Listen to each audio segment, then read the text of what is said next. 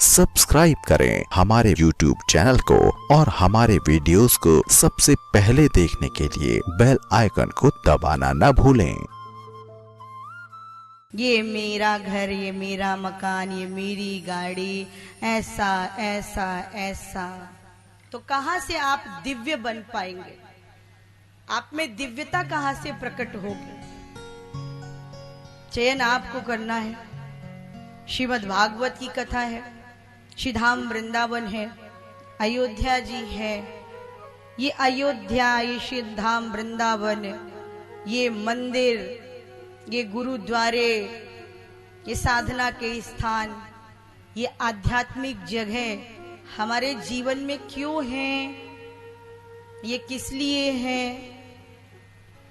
ये याद कराती हैं कि आप उस परमार्थिक सत्ता से, उस परम चेतना से, उस ईश्वर से जुड़े हो। कहीं ऐसा न हो कि आप इस संसार में इतना खो जाओ, इतना खो जाओ कि आपको ये भान न रहे कि आप हैं कौन। भागवत में लिखा है, संसारम दुखालयम। संसार क्या है? दुखालय है। तो आप पूछ सकते हो, दीदी सुखालय कहाँ है? सुखालय कहाँ पर है? घर में सुखालय है? इस संसार में सुखालय है?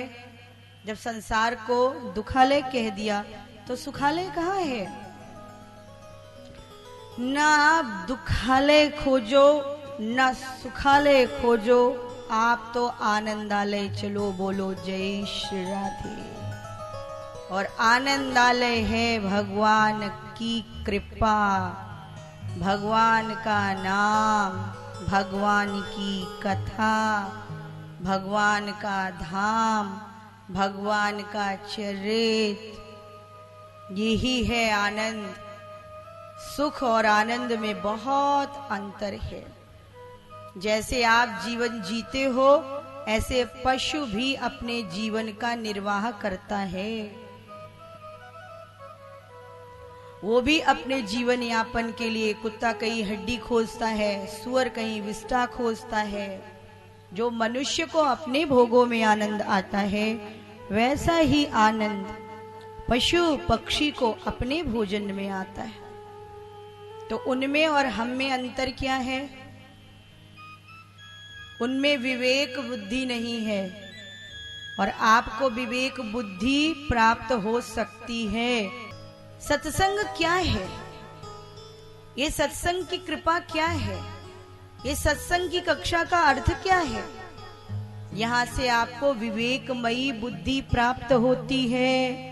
कैसे चलना है, कैसे उठना है, कैसे बैठना है, कैसे व्यवहार करना है।